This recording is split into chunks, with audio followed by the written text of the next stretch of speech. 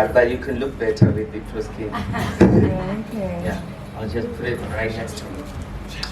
Yeah, can I get a blunders? Everybody say blunders. Blunders. Yeah, it's the first in Alex. So let's make it a trend. Go on the socials and subscribe, like, even on X. So yeah, as they've said, my name is Nkosingiphile, but a lot of people know me as Nkosi. In Kulele 13, number 10. Back when I was at 13. All right. Yeah. So without wasting much time, I'm here to talk about my blunders. I really am a quite optimistic guy. Vele as I show Dr. Rochi that most of the time we talk about the good things that have happened in our businesses and not the bad things that have happened. So, as the founder of ProSkin Cosmetics, we started the business in 2017. Yeah. So what we wanted to do, because I kept on selling stuff like snacks and all that kind of things, like, but I just wanted something that I would sustain. So 2017 November, I thought, oh, like, okay, normally I would mix my cosmetics. I buy my Vaseline, mix it with probably some aloe, and just make my own concoction of cosmetics. So one time, as a neighbor came over, so I was like, like, so the lady came over, like, like, why different from SZ? So she tried it out, like, there's a plant called halboma, it helps with your skin. So I told her that, so she tried it out, like, oh, it's very nice, like.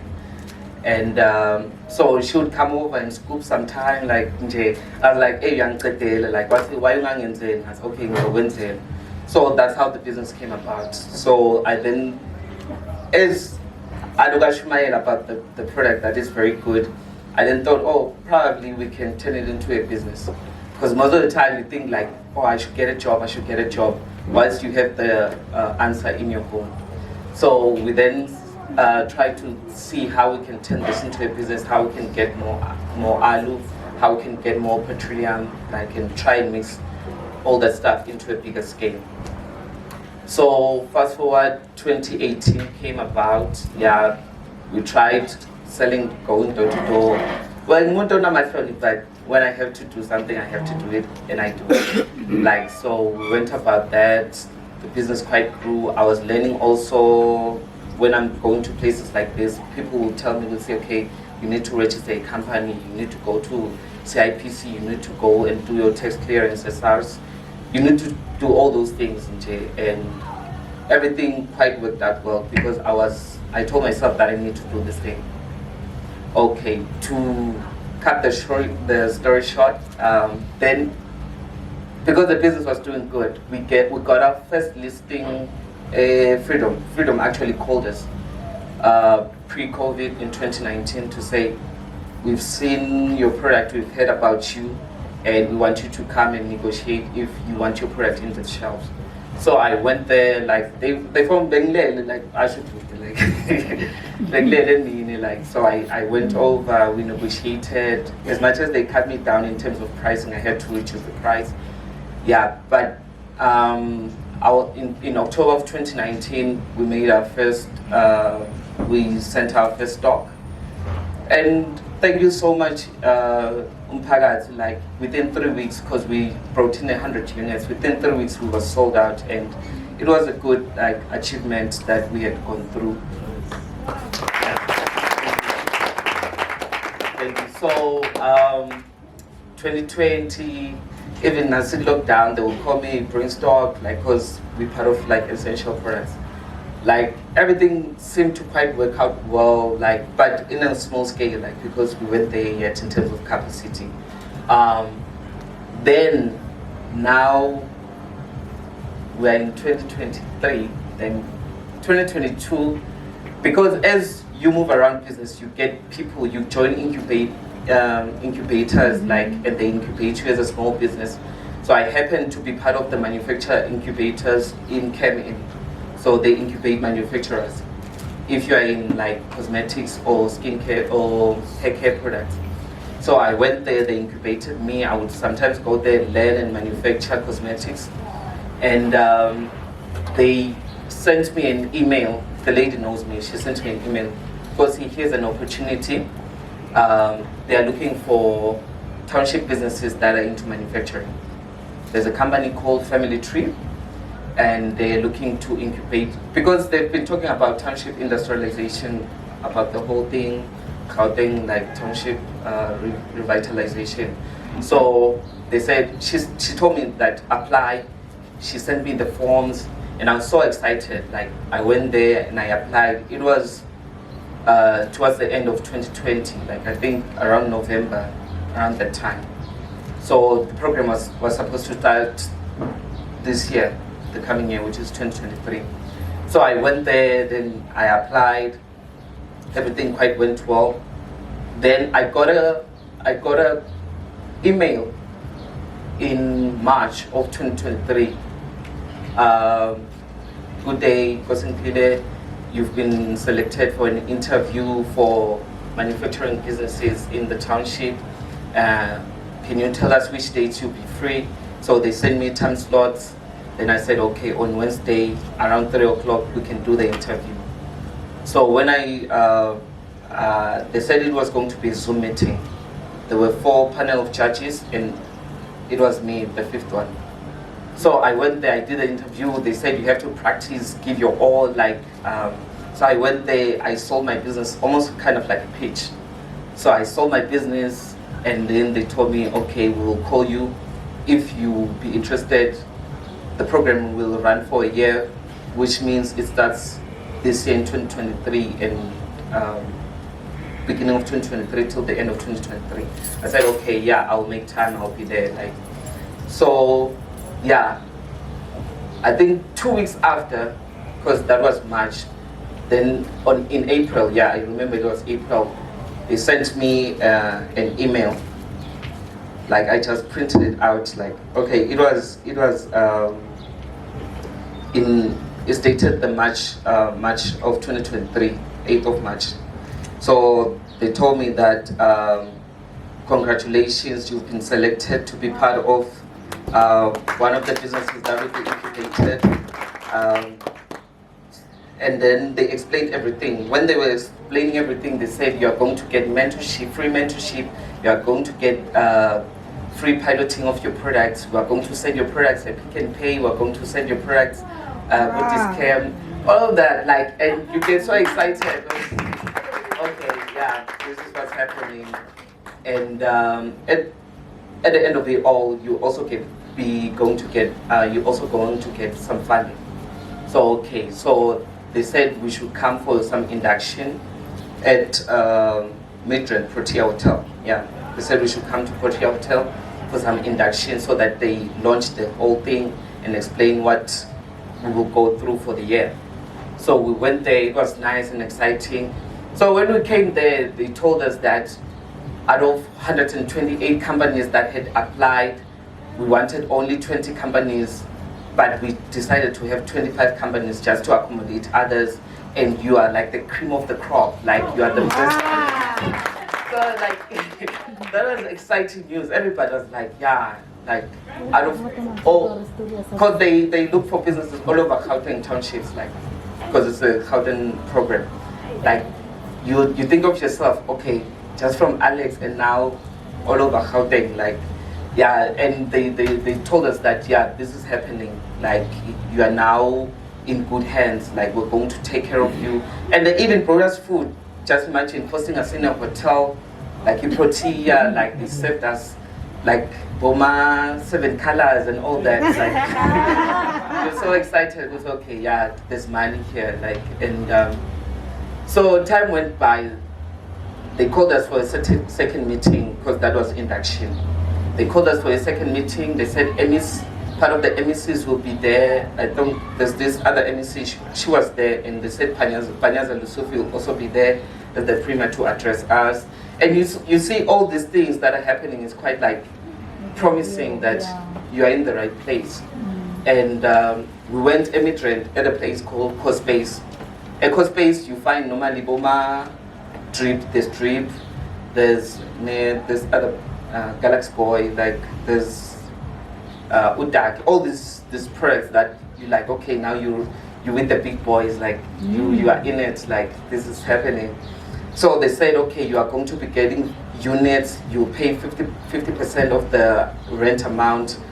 And for me, because I really want the business to grow, I was like, okay, when I went back home, I was like, okay, they've like opened the door for me. Now it's for me is to just enter and take the opportunity as I've been given. I can't want free stuff and not want to put in some work also.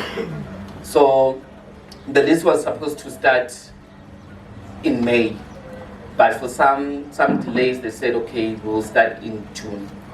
So, okay, they said, okay, Nkosi, he has signed the lease. The lease was for 2 years. They told us that the government were paying us for 2 years. So I was like, okay.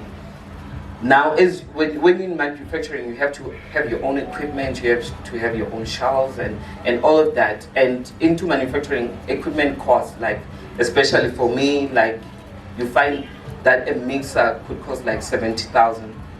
You find like you have to get scales, metal tables where you have to do the mixing right. So I looked at my budget. I said, okay, how much do I have? I had like 38,000. So I took the money because it's for 2 years. You're like thinking investment, like it's not going into waste. So I went about. I looked for shelves. So let me just. I don't know if you're going to see the whole thing, like, but here's my unit. Like, so I finished it. I bought some machine, like got shelving. I got like I was excited for the whole thing. Like everything was working out fine. So now I had paid the lease also in advance to say I'm really taking this thing, like to show that I'm really serious about this thing. Yeah. And so now we started, after starting this whole thing, after the launch, after everything, things were starting to be quiet. Now you hear stories like the CEO has left. Yeah. Like you're now thinking how. Most we just started like 2 months ago, now the CEO is saying they are leaving. What's happening? They introduced us to a new CEO for the program. So we introduced ourselves to the new CEO, we'll tell. She was curious that one. She was like, okay, what does your business do? How can we help you? Like, and then after 1 to 2 months, she resigns as well. She resigns as well. It's like, okay, and I think that was around July, she resigns. And after she was asking us, she had asked us, she did one-on-ones with each and every one. And she helped us to apply for funding for some of these funding companies. And so then now she also left. We got a new CEO, which is the current one. And now you're thinking, okay, what's really happening? We're all asking ourselves as businesses, what's really happening? Why is everybody leaving? And we're not being told why they leave. We're just being told that here's our new CEO. And August, I started receiving an eviction notice. Goes, you are behind with your payments. And I'm like, okay, maybe they did a mistake. Like, I went and asked them. They told me that, and imagine in Midrand, think of the rent. Rent in Midrand is around like 5,000 for 18 square meter. The one that I was renting is like 5.3 and 400 for parking. So I'm like, okay, guys, you made a mistake. Here's my proof of payment and all that. They're like, oh, you paid by, the government didn't pay, so don't worry because you paid, we'll talk to them. I said, okay, please. Then that was August. October, I get another eviction notice. I get another eviction notice to say, because you are behind with your payments. Guys, what's really happening? Like, I'm paying every time. I'm making sure that I'm staying here. I had the budget. You know, with rent, you don't want to miss because, like, and they don't play this side. Like, they like we, and they don't even talk much. They send you an email, then you find your unit locked. Yeah. That's how it is. Like, and for late repayments, I think they charge you 5%. I think 5% of 5,500. So it's a lot of money. It's like it was like 300, 400 rands for late repayment. And late repayments, okay, they give you some grace period for like 3-4 days. After that, you have to pay the 5% extra. So now they gave me I think they gave me a bill for 10,000 to say I'm owing 10,000. I was like, guys, what's really happening? So I tried to talk to the family tree guys to say, they said, I know, don't worry, government pays after quarterly, so after 3 months. So the guys should know that they will receive their payment. I'm like, okay, like, so now because I've been getting emails, they start calling me. Because sorry to inform you, but they haven't been paying these guys, and we've been trying to talk to them. They haven't been responding. So unfortunately, let me probably just read that. Let me try and read the email. So it says, "Dear tenant, as we have not received full payment for you, this is the last one. For your November rental, we now confirm that your lease has been terminated as per clause 14 of your lease agreement. We absorbed your deposit to cover your balance because I've been paying. Your outstanding balance at this point in time is 10,187.7 cents. So now this is the last email. They sent it beginning of this month of November. So right now, I was telling Mr. Rashid that I had a meeting with them yesterday to fix all of that thing. So yeah, now they said I'm owing 10,000. I said, guys, you can't say that. Because the other thing we should talk to ourselves is say you can't. I told them that no, I can't be paid. I've been paying all this time with my share part, and you know what happened? We got into in this deal as all of us, me, the government, and you guys, and let's talk about it, what's really happening. I can't just pay 10,000 that I haven't prepared for. So, I mean, all this time, like, from start, I started the story with an optimism of this is an opportunity that I have to grab with both hands, and I don't have to let it slide.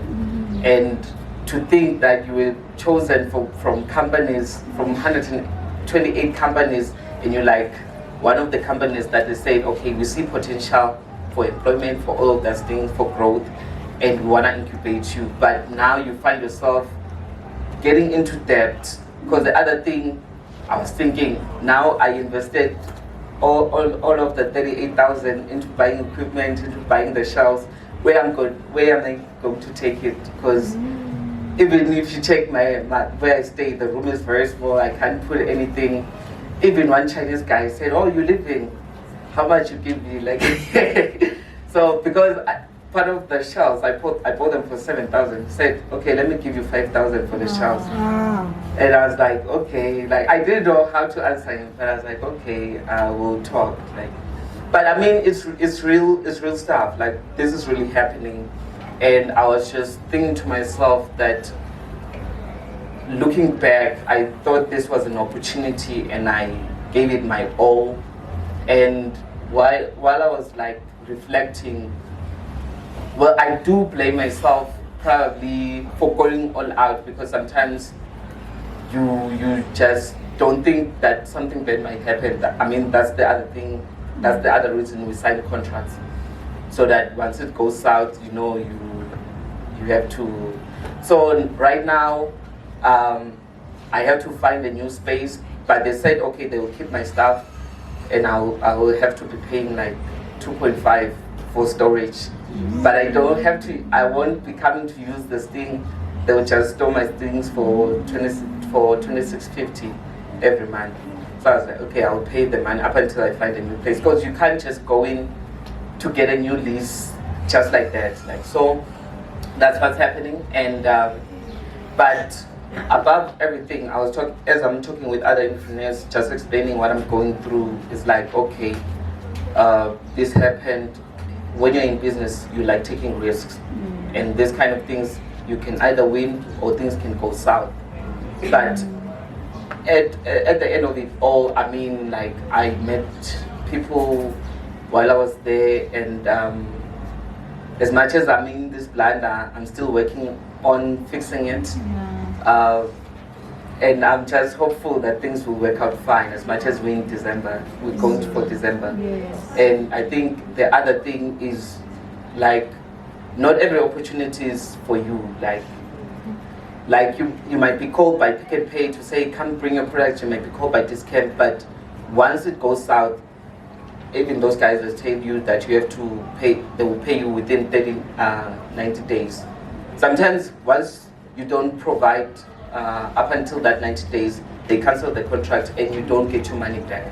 So is to allow yourself to grow steadily, because I thought like this was growth. Now I'm going to Midrand. They are going to take me serious. I'm going to be respected because now I'm in a new place. Other than when you say, because some people when you say I'm from Alex, they say okay, they are not serious. Like, so, like, just grow with the people around you. Yes. Ask help from them, because when I was here in Alex, I didn't get any eviction notices. Like, everything was just working out fine. I know that I will be able to pay whatever it is that I need to run the business, and I just allowed myself to grow in that kind of way. But right now, this is happening, and funny enough, I have to come back to Alex, and I know a lot of people were kind of missing me. I goes, now why did you move to Midrand? Because in Midrand, the other thing is people don't know me, and they treat me like an outsider because I'm not from there. Like, so the sales aren't much as the way I was in here. Because you think that Midrand has money. People in Alex have money. There's a lot of money here, and they understand my products because I'm selling petroleum jelly and some aqua cream. They understand my products. They use my products, other than people in Midrand who will tell you, would say, I'm in Nkosingiphile cream. I don't use the Vaseline, like, and all that kind of stuff. Like, so, like, take time, like, grow steadily. Once you see, I'm not saying don't take risk. Once you see an opportunity, calculate your risk to say, okay, once I get myself into this, will I be able to also mitigate that kind of risk so that I don't put myself into too much debt or into too much problems? Because already we're kind of going through daily problems each and every day, and just to be with your community. And I think from there, that's where the growth is, allowing the time to grow. Because one other thing, I think once you start a business as an entrepreneur, you're already comparing yourself with big businesses. Like, I was already comparing myself to Vaseline. Like, I mean, they have over 100 years. I'm like 3 years, 4 years, like, but I'm like, okay, they are my competitors. No, like, they're not. And I think from there, it has humbled me in a way to say, okay, calm down, like, don't worry, like, come back to Alex again. Come back to Alex, like, continue what you were doing. As much as I don't know what I will do with the equipment, but I'll find a way. And yeah, as I'm talking to other entrepreneurs and just going through the experience of what I'm going through, it will, I'm not being included, like, yes. And as we trust God, like, everything will work out fine. And yeah, I think I've said a mouthful. I love you all. Thank you. Can we give him a round of applause? Right. Sure. So this is a blunder that you are in. Yeah, I'm going through. Okay. Yeah. So maybe let's go back 1 or 2 steps back. So you started Guppy here in Alex. So we were working from our bedroom, A13 and number 20, like, we had like a garage that we had turned into a bedroom. So I had my mini stove, like, I had 2 plate stove, like my few pots where I would mix the stuff, and just normal working equipment. So it was like, okay, use whatever that you have to start the process of the idea you're thinking. So how was it going? I mean, how much were you making on average, before you left for Midrand? Do you remember? Yes, so in Alex, when we started, we would like make 300 units in almost a week, 5 days. We would be able to make 300 units because we were getting the idea of building capacity in our manufacturing. So that's how things went. So you had clients who were buying? Yeah, we had clients, our neighbors, friends, relatives, people from church. Like it wasn't even that difficult because you would even get a person to come and knock because he hasn't paid my food, like, and they buy. And because people talk, and that's what had sold our business more, word of mouth. People talking, hey, yes, my food, like they work. Well, they call it Vaseline. Vaseline, it works. Like, bring some from me. Like people talk. That's how we relied on our growth as a business. So you moved from Alex to Midrand? Yes, I moved from Alex to Midrand. How many units do you make there a week?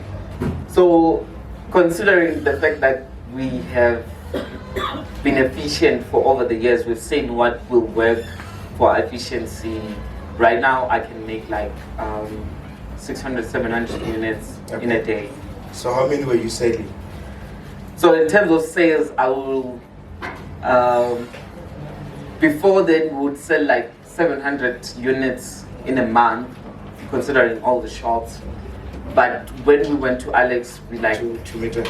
When we went to Midrand, we sold in like 500 there because now we were far away from our clients, from our customers.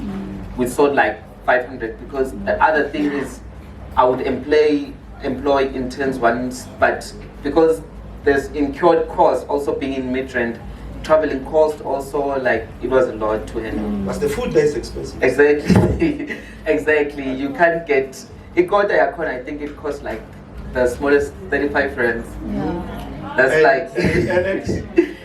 Alex 15 rand, 12 rand, 15 rands. You can get a quarter from So Alex. it's double the price. So it's double the price, and it's not even that good. Like, it's not even that good. So you have clients in Alex. You are selling roughly about 700 units. Exactly. You go to Midrand. Yes. What happens to the clients in Alex?